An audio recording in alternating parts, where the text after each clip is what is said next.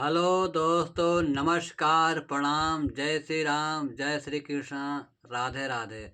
दोस्तों, आप सब कैसे हैं? आशा करते हैं अच्छे होंगे, स्वस्थ होंगे। दोस्तों, हम दोनों आँख से विकलांग हैं। हमारे गानों को सपोर्ट कीजिए, सब्सक्राइब कीजिए, लाइक कीजिए, कमेंट कीजिए। दोस्तों, हम एक भजन सुनाने जा रहे हैं।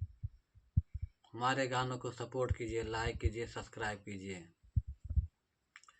मिली है न रामा प्रीत बिन साथी, मिली है न रामा प्रीत बिन साथी, मिली है न रामा प्रीत बिन साथी, मिली है न रामा प्रीत बिन साथी, मिली है न राम प्रीत बिन साथी।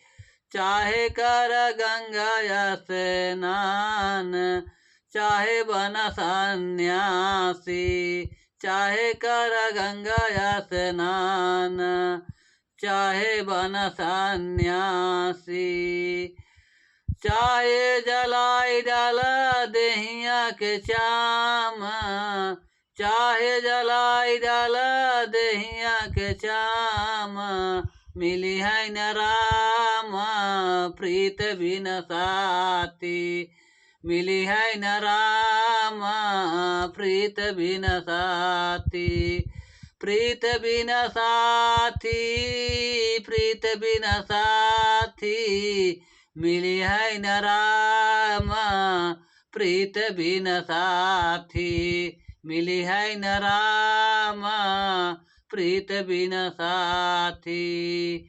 चाहे पढ़ गीता, चाहे पढ़ रामायण, चाहे पढ़ गीता, चाहे पढ़ रामायण, चाहे पढ़ियावा 18 पुराण हो, चाहे पढ़ियावा 18 पुराण हो, मिली है न राम प्रीत बिन साथी, मिली है न राम प्रीत बिन साथी, प्रीत बिन साथी, प्रीत बिन साथी, मिली है न राम प्रीत बिन साथी।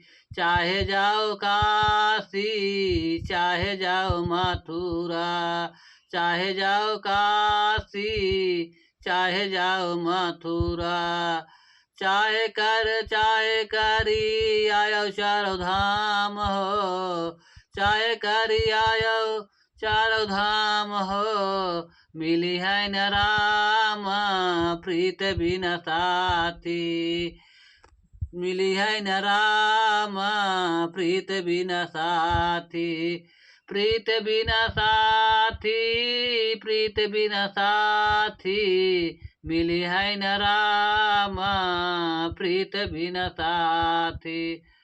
दोस्तों, लाइक कीजिए, सब्सक्राइब कीजिए, कमेंट